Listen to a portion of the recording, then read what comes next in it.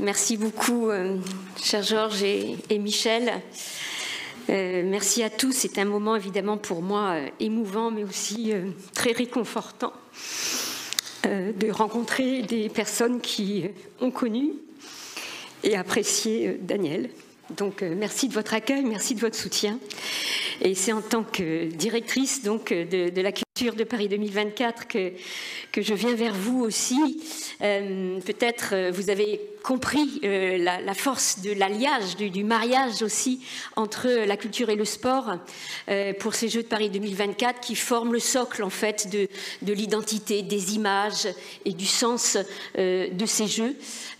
En particulier, par exemple, en ayant choisi pour la première fois de faire l'inauguration, enfin la cérémonie d'ouverture dans la ville, mais aussi et surtout les épreuves sportives, l'équitation au château de Versailles, le tir à l'arc aux Invalides, sous la tour Eiffel, le beach volley ou le sissi-foot, et au Grand Palais, l'escrime. Donc en fait, dès le départ, le sport a été magnifié par le patrimoine culturel français, par sa grande histoire architecturale et historique.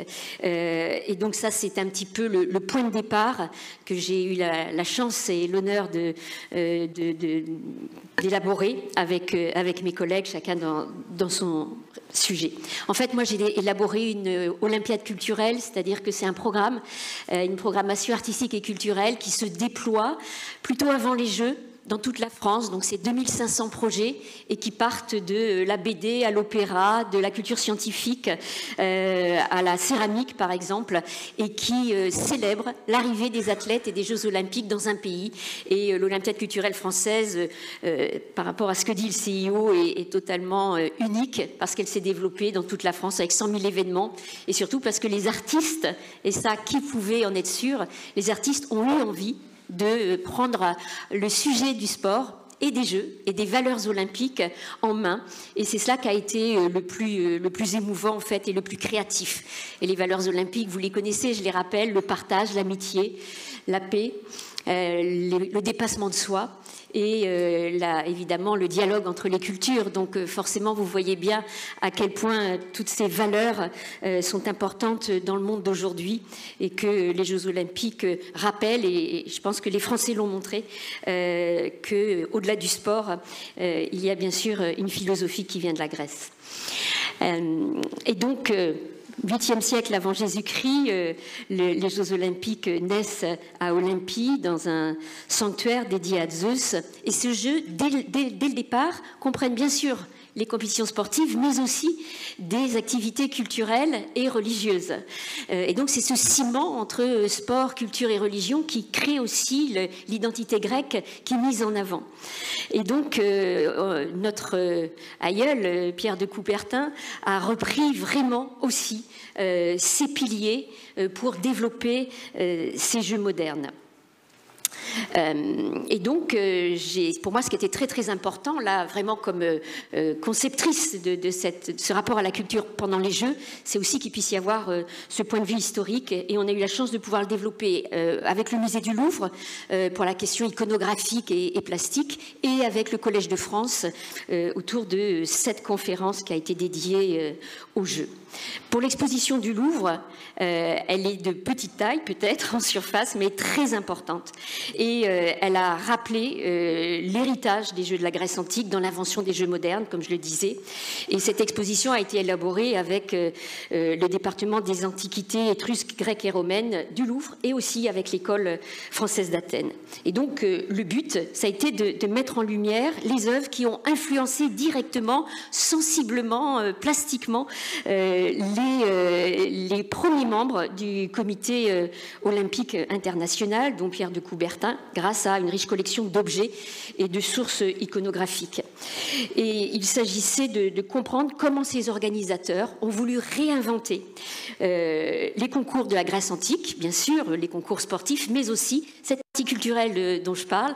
Et peu de gens savent que Pierre de Coubertin Coubertin et ses collègues ont intégré des disciplines artistiques olympiques dès 1912 à Stockholm jusqu'en 1946, où il y avait des médailles olympiques en architecture, en peinture, en littérature, en musique. Et donc 5 disciplines. Et d'ailleurs, Pierre de Coubertin a gagné une médaille d'or en poésie sous pseudonyme. Donc il était vraiment au premier rang des amateurs d'art. Voilà. Et donc ces disciplines olympiques, ces compétitions sont devenues l'Olympiade culturelle que j'ai eu l'honneur de diriger. Donc vous voyez que cet entremêlement culture et sport continue, perdure. Et cette exposition au Louvre a brillamment révélé comment, au nom du sport, l'alliance des disciplines scientifiques que sont la philologie, l'histoire de l'art et l'archéologie a réussi à créer cet événement mondial sportif. Donc Pierre de Coubertin a été entouré du philologue français Michel Bréal, de l'écrivain grec Dimitrios Vikelas, qui a eu une partie très très importante aussi dans cette élaboration, et le Suisse Émile Gilliéron, et tous trois ont inventé ce socle de valeurs philosophiques, humanistes, pour créer les jeux modernes.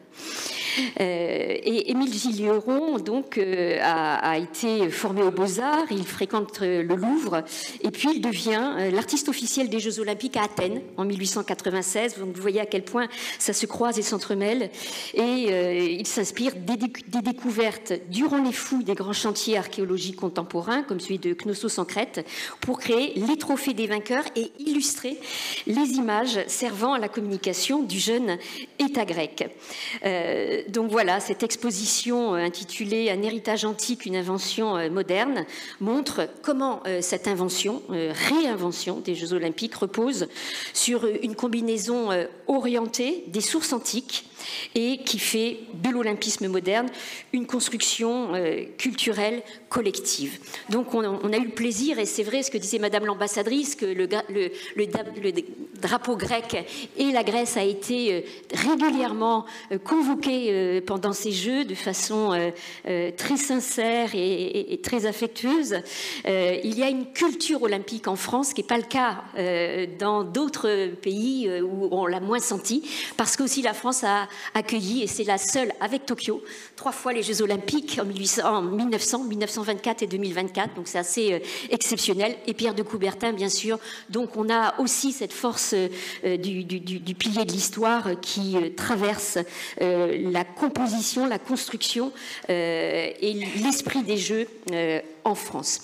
Pour finir, au-delà de ces pionniers, en même moment, en fait, en France, il y avait une espèce de folie de l'amour de la Grèce, avec aussi des artistes de l'école des Beaux-Arts, de la Sorbonne, le Collège de France et le milieu philhellène français à Paris, qui ont formé le cadre où ont pu évoluer des artistes très célèbres. Par exemple, Gabriel Fauré, en 1894, découvre un document qui a été découvert à Delphes en 1893 par l'école française d'Athènes, et il harmonise une musique du IIe siècle avant Jésus-Christ, qui a été jouée très très régulièrement dans beaucoup de concerts français. Donc vous voyez que c'était tous les arts, hein, la musique, la philosophie, évidemment tous les arts plastiques.